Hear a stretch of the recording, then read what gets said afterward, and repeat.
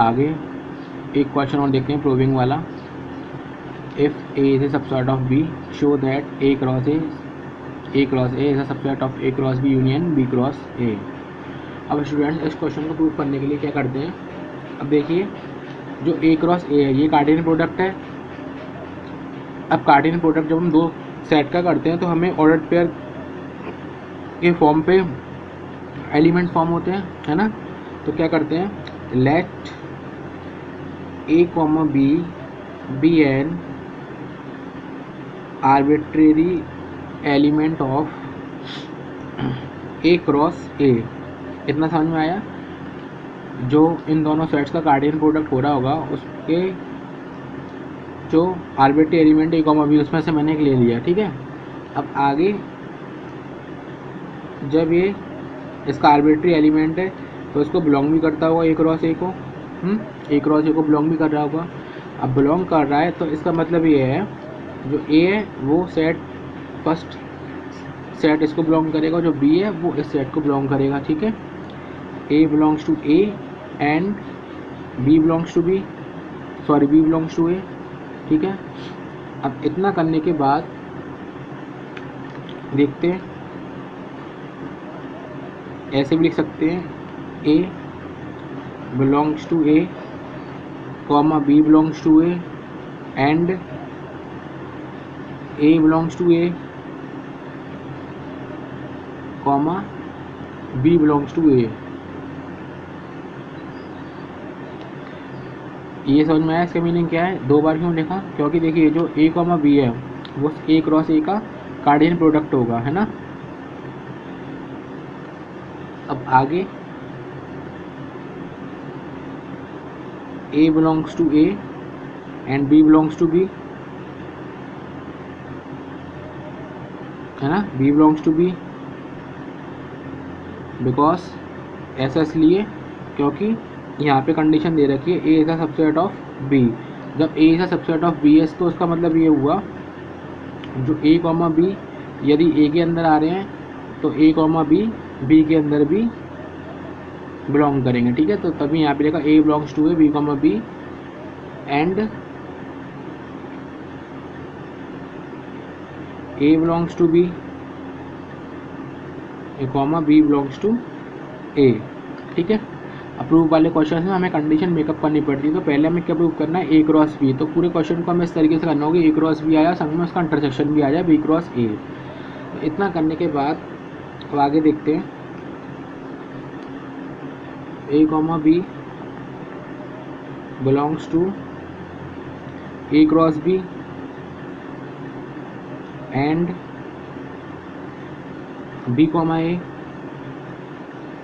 Belongs to B cross A, ठीक है। इस वाले पार्ट के लिए ऐसे लिख दिया और इस वाले पार्ट के लिए ऐसे लिख दिया। एंड अभी ऐसे चल रहा है। अब एंड का मतलब क्या है स्टूडेंट्स, इंटरसेक्शन की बात हो रही है। यदि एंड चल रहा है क्वेश्चन में तो A comma B belongs to A cross B intersection B cross A, ठीक है। तो फाइनली हम ऐसे लिख सकते हैं जो ए क्रॉस ए है वो सबसेट किसका हो गया, A cross B subset B cross A का, है ना। जो ऊपर कंडीशन है उनके बेसिस पे से लिखा जा सकता है। तो फाइनली हम इसके प्रूफ पर पहुंच गए। Hence A is a subset of B, यदि ए सबसेट है बी का, जो ए क्रॉस ए सबसेट किसका होगा, A cross B intersection B cross A. समझ में आया क्वेश्चन। इस क्वेश्चन में जो ध्यान देने वाला पॉइंट ये है, यदि A is a subset of B तो जो ए बी वो सेट ए को भी बिलोंग करेंगे और वो ए बी है सेट बी को भी बिलोंग करेंगे, ठीक है। आगे देखते हैं एक और क्वेश्चन प्रूविंग वाला। अगर आपको क्वेश्चन समझ में ना आया तो वीडियो को बार बार पॉज करिए फिर स्टार्टिंग से देखिए, समझ में आएगा क्वेश्चन। नेक्स्ट क्वेश्चन देखते हैं। If A is a subset of B, prove that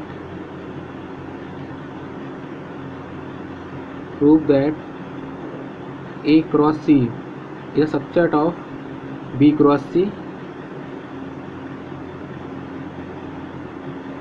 for any set C. ठीक है, अब देखते हैं आगे। अब देखिए यहाँ पे भी दे रखा है A is the subset of B. अब A is the subset of B का मतलब है कि बी कोई सेट है जिसके अंदर ए सेट पूरा आ रहा होगा। A is contain in B, proof करके लाना है A cross C is the subset of B cross C for any set C. ठीक है, अब देखते हैं आगे। क्रॉस प्रोडक्ट की बात हो रही है तो एक ऑर्डर पेयर चाहिए होगा। Let A comma B be an arbitrary element of A cross C. ठीक है, A comma B belongs to A cross C. देखिए ये इसको बिलोंग करेगा कार्टेशियन प्रोडक्ट को, तो ए फर्स्ट सेट को, बी सेकंड सेट को। A belongs to A and B belongs to B.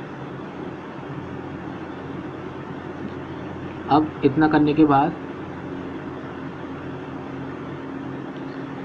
देखते हैं जो गिवन है A is a subset of B. A is a subset of B का मतलब क्या है? यदि ए बिलोंग्स टू ए है तो ए बी को भी बिलोंग करेगा, क्योंकि यहाँ पे बात कार्टेशियन प्रोडक्ट की हो रही है। ठीक है, तो देखते हैं अब आगे। ए बिलोंग्स टू ए, तो यहाँ पे क्या लिखेंगे? A belongs to B and students यहाँ पे करेक्शन हो गया, बी बिलोंग्स टू सी आना चाहिए क्योंकि ये भी सी को बिलोंग कर रहा है। एंड बी बिलोंग्स टू सी। अब एंड का साइन आ रहा है तो इसको कार्टेशियन प्रोडक्ट की फॉर्म में लिख सकते हैं A comma B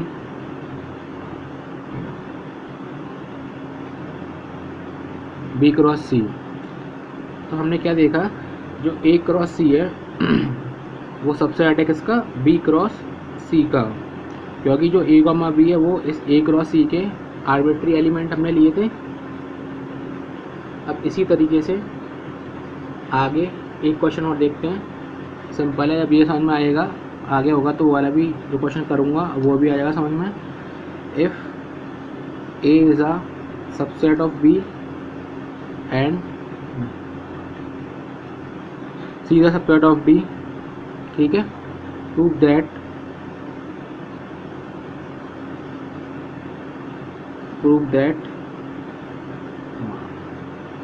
A cross C is a subset of B cross D. ठीक है, अब इतना करने के बाद आगे देखते हैं। अब यहाँ पे गिवन क्या है? A is a subset of B and C is a subset of D. अच्छा क्वेश्चन है, देखो स्टूडेंट समझ में आ जाएगा। प्रूफ, कार्टेशियन प्रोडक्ट की बात हो रही है तो एक ऑर्डर पेयर चाहिए होगा, तो मैं क्या करता हूँ रैंडमली ऑर्डर पेयर लेता हूँ। Let A comma B be an arbitrary element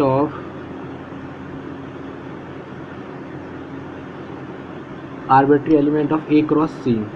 ठीक है, ए क्रॉस सी का मैंने आर्बिट्री एलिमेंट ले लिया। अभी आर्बिट्री एलिमेंट है तो ए कॉमा बी बिलोंग करेगा ए क्रॉस सी को, है ना।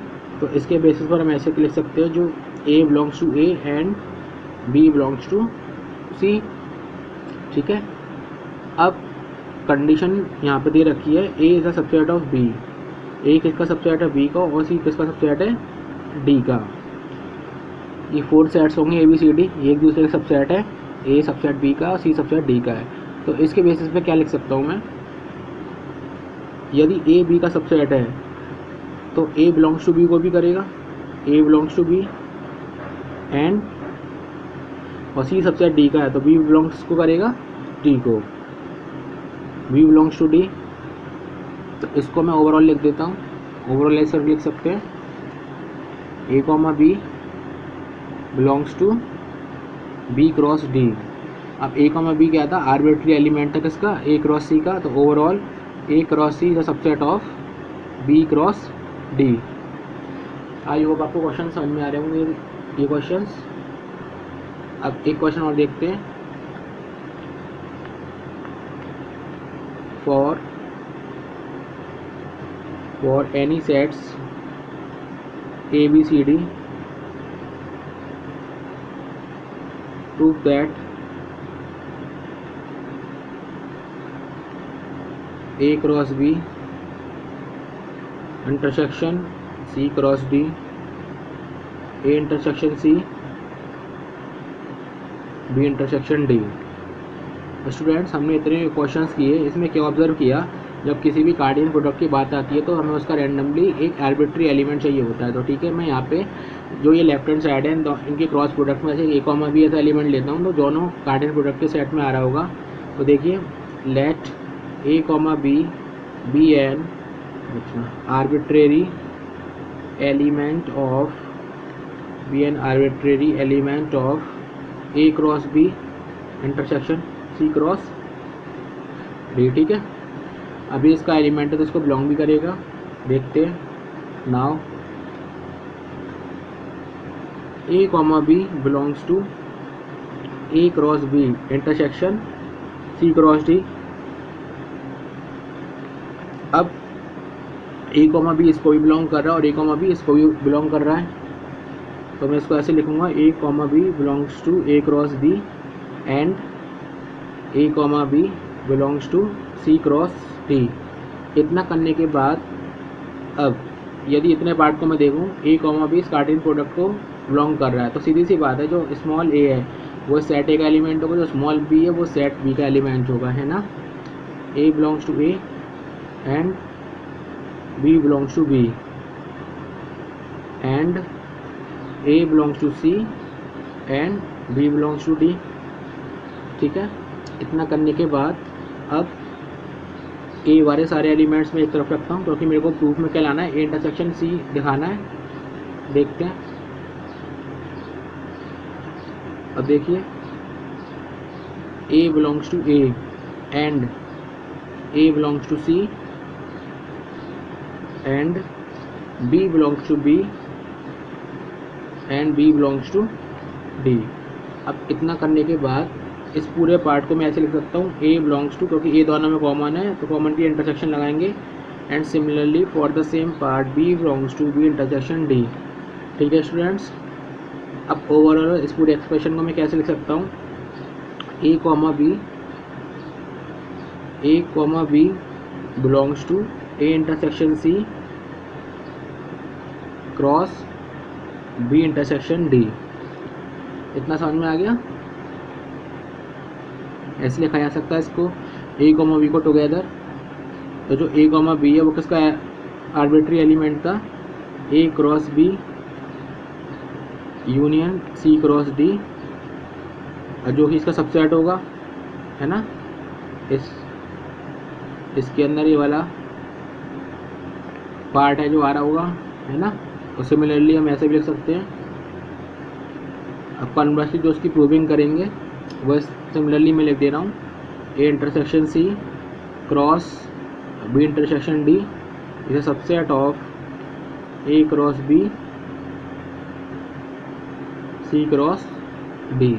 इस तरीके लिख सकते हैं। ये क्वेश्चन नंबर 1 और ये क्वेश्चन नंबर 2, ये आप खुद भी प्रूव कर सकते हैं। और पीछे जैसे क्वेश्चन कराए उनको देख के, तो फ्रॉम फर्स्ट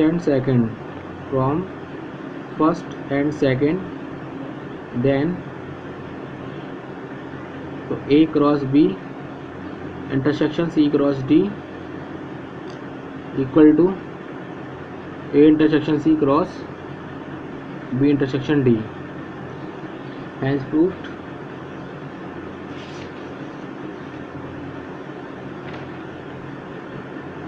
आगे देखते हैं।